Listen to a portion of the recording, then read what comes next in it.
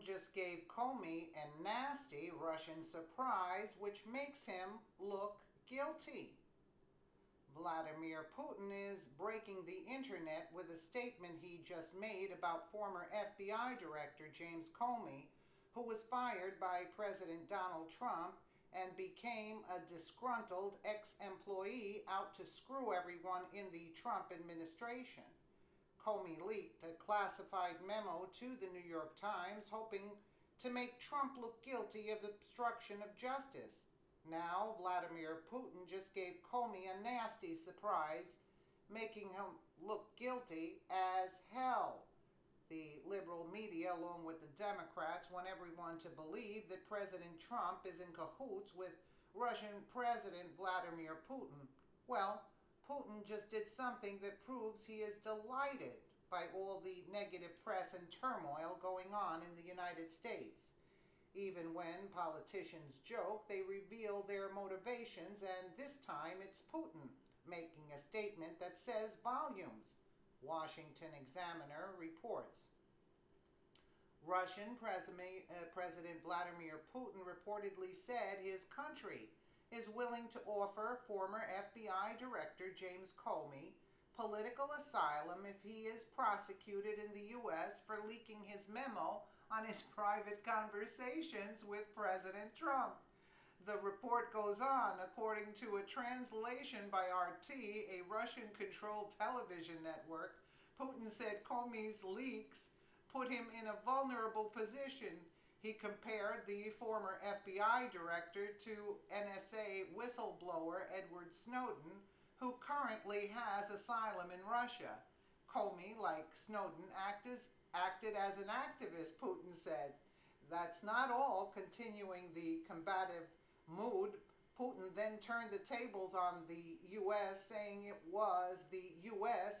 which has sought to influence Russian elections by funding NGOs, non-governmental organizations, as part of its aspirations for global domination, Putin said.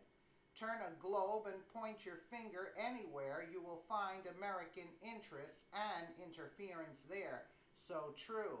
Those statements don't help Trump, so the liberals can stop with their ridiculous narrative about Russian dominance over the Trump administration. Putin's comments make Comey look like a traitor, which he is, but they also are in retaliation to the Senate, which just passed more sanctions on Russia for their alleged hacking into the 2016 election. Let's be clear, we don't know who really hacked into the Democratic National Committee, and John Podesta's emails since the reports on that have been sketchy at best. We do know that any hacking into the 2016 election was not successful, and all intelligence agencies agree on that, even Comey. CNN, Vladimir Putin offers FBI Director Chief James Comey political asylum in Russia. Laughter, time to investigate Comey, Putin his friend. It is time to investigate James Comey and Loretta Lynch and fire Robert Mueller, who was appointed as a special prosecutor and has just hired Hillary Clinton's attorney, and 4 other attorneys who are known backers of Barack Obama. Mueller is also best friends with James Comey, so this is not the man to investigate anything. Greg Jarrett, an attorney specializing in constitutional law, says Mueller has got to go. Jarrett made this sarcastic claim, legal notice, proudly announcing the newly formed law firm of Mueller and Comey. We specialize in bungling cases, ignoring legal standards, and bringing down presidents. Jarrett went on. Mueller has a flagrant conflict of interest that disqualifies him from serving, to wit, his personal and professional closeness to Comey. They have long been allies.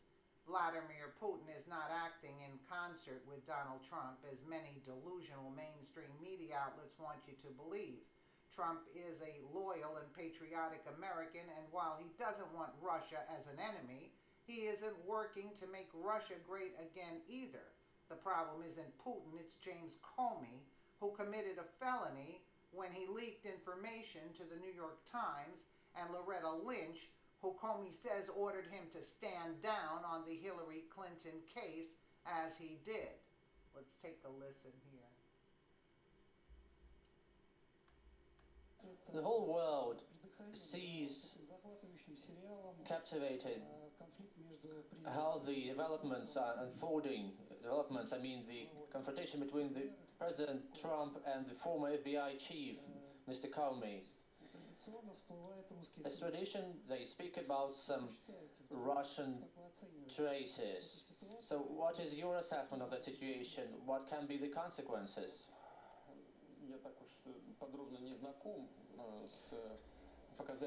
Well, I didn't really know the details of the testimony of Mr. Comey, former FBI director, but I'm aware of some of the details he shared. What kind of impression do I have? Number one, Mr. Comey said that he believes that Russia did interfere into the election process. He doesn't give any evidence. He said that they really affected our hearts and minds. But is it really different in the world? The US always has its propaganda. It always supports NGOs, US leaning NGOs. Well, they have an impact on our hearts and minds. That's an attempt to sway the public opinion, including during the election process. Take the globe, and you can put your finger in any country, in any region of the world. The US interests are everywhere, and I know this because I talk to leaders of other countries. They just don't want to say it in the open because they don't want to have a row with the US. But everyone says the same. What do they want? Do they want everyone to bow down to them? We just have an open stance and we speak it out openly. It's not some kind of hidden, subversive, covert operations. We just speak out. He says there's no evidence in us meddling with the count of the votes. Well, luckily, it's good that he doesn't go as far as blaming us for that.